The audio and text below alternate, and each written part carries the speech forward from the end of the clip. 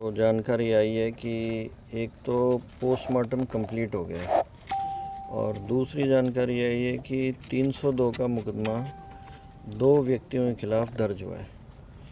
पर मैंने भी अभी एफआईआर वगैरह नहीं देखी है, मेरे ख्याल से अभी एफआईआर आई भी नहीं है, पर ऐसी जानकारी अभी मिली यहाँ बैठे बैठे। तो आगे की जो प्रोसीजर है, आगे का जो एक तौर तरीका होता है इस तरह के केसेस में, वो सारा का सारा प्रोसीजर के हिसाब से चल रहा है।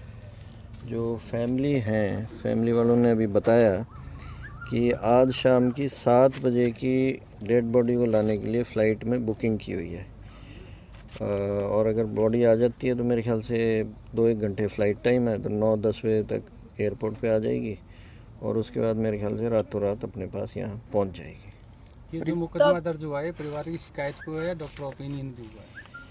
मेरे पास जानकारी नहीं है जी, क्योंकि ये सारी चीज़ें दूर हैं, पर जैसा हम आप लोगों के माध्यम से देख रहे हैं, परिवार को और सबको ही थोड़ी बहुत गड़बड़ी की आशंका लगती है। परिवार सीबीआई जांच की मांग कर रहा है, इसमें बीजेपी का क्या स्टैंड रहेगा, करवाई जाएगी? बीजेपी का तो बड़ा क्लियर स्टैंड है जी, जो सत्य है, और मेरे ख्याल से हम सब का ही होना चाहिए। ये कोई ऐसा व्यक्ति नहीं होगा जो सभ्य समाज में है कि सत्य को वो छुपाने की कोशिश करेगा।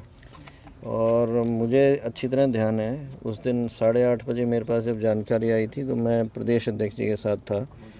प्रदेश अध्यक्ष जी ने तुरंत सीएम साहब को फ़ोन किया। सीएम साहब ने 10 मिनट में ही वापस कंफर्म कर दिया था कि मैंने वहाँ पे मुख्यमंत्री जी से बात कर ली है।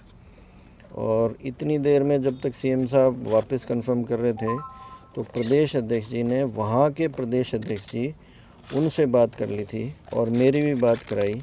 और मैंने वहाँ का एड्रेस दिया कि जिस एड्रेस के ऊपर जो हॉस्पिटल है जहाँ पे वो हैं, तो उन्होंने ये कहा था कि भाई मेरे को जो आपके लोग गोवा में हैं वो संपर्क कर लें। वो मैसेज फिर हमने सुधीर जी वहाँ थे जिनसे मेरी बात हो रही थी, उनको कन्वे कर दिया था। तब तक 9:30 बजे तक जो डिप्टी कमिश्नर हैं यहाँ पे, उनसे भी मेरी बात हुई।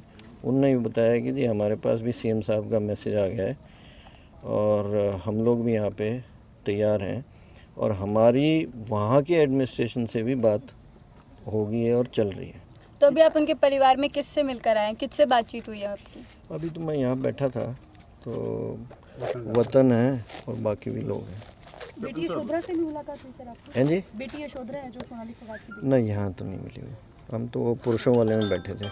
परिवार को किस तरह का आश्वासन दिया गया सर आपकी तरफ से? हैं जी? आश्वासन क्या दिया गया सर परिवारजनों को आपकी तरफ से? मैंने यही बताया जो अभी आपको बताया कि सत्य बिल्कुल निकल के आनी चाहिए और सत्य के साथ हम सारे के सारे खड़े हैं।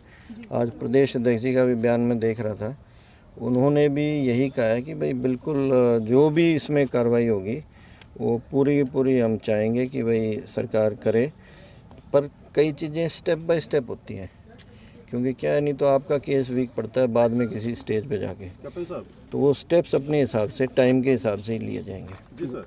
तो 2 दिन दावे किए गए सर, वायदे किए गए कि परिवार की मदद होगी, वहाँ आपने मुख्यमंत्री जी का और प्रदेश अध्यक्ष का जिक्र किया है। जी जी। लेकिन परिवार वहाँ थाने के सामने खड़ा होकर के जो परिजन गए हैं वो लगातार रोते हुए नजर आए। उन्होंने कहा कि कोई मदद नहीं हो रही है। खूब तरह के आरोप यहाँ पर लगे। ये गैप जो आया वो कौन सा कम्युनिकेशन का गैप रह गया था या फिर कोई मनसाएं उस तरीके की नहीं थी जिस तरीके की बयानबाजी सामने आई? नहीं, ऐसी तो कोई बात नहीं है। मैंने आपको बताया आधे घंटे में तो सीएम साहब ने वहाँ के सीएम से बात कर ली थी, पर जैसा मैंने अभी बताया कुछ चीज़ें प्रोसीजर के अंदर टाइम लेती हैं, तो उस वजह से थोड़ा सा टाइम लगा है। नेताओं का जो स्थानीय नेता है, मंत्री हैं, पदाधिकारी आपके हैं, तीसरे दिन यहाँ आवागमन शुरू हुआ है। 2 दिन आपकी कदावर नेत्री रही हैं सोनाली फोगाट, प्रत्याशी भी रही हैं एक विधानसभा की। क्या कारण रहा कि ये जो स्थानीय लोग हैं या संगठन के लोग हैं वो 2 दिन तक यहाँ पहुँच नहीं बना पाए? नहीं, ऐसी कोई बात नहीं है। हम यहाँ के मंडल अध्यक्ष हैं, उनसे मेरी बात लगातार थी, वो एकदम से आगे थे। मुनीश एलावादी जी यहाँ आगे थे, घनश्याम सराफ जी यहाँ थे, मनदीप मलिक जी आ रखे थे, रवि सैनी जी आगे थे। ऐसा कुछ नहीं है कि भाई नहीं थे, पर जैसे मैं ही बता रहा हूँ अपना, मेरी मदर इन लॉ का ऑपरेशन हुआ है, मैं तुरंत कल रात शाम को ही हुआ है, अभी भी वो आईसीयू में है, पर उनको छोड़ के आना पड़ा क्योंकि मौके की नज़ाकत इस प्रकार की है। तो काफ़ी लोग एमएलएज बाहर हैं, एमपी दोनों ही, एक बीमार हैं और एक बाहर दौरे पे गए हुए हैं, ऐसी कोई बात नहीं है, परिवार के साथ हम सारे के सारे खड़े हैं। इन दो लोगों के अलावा सर गोपाल कांडा सरिफ के कुछ नेताओं का भी नाम परिजनों ने बार बार लिया है। एक जो इसमें अभियुक्त बनाया गया है वो गोपाल कांडा का काफी करीबी भी रहा है। क्या आप मानते हैं कि सीबीआई की जांच होनी चाहिए और इस तरीके के लोग चाहे वो सत्ता से जुड़े हुए हैं या फिर संगठन और सत्ता के नज़दीक आज हैं वर्तमान में, उनके खिलाफ कार्रवाई होनी ये चाहिए? सारा जांच का विषय है और जांच स्टेप बाय स्टेप प्रोसीजर से होएगी और सत्य अपने आप सामने आएगा।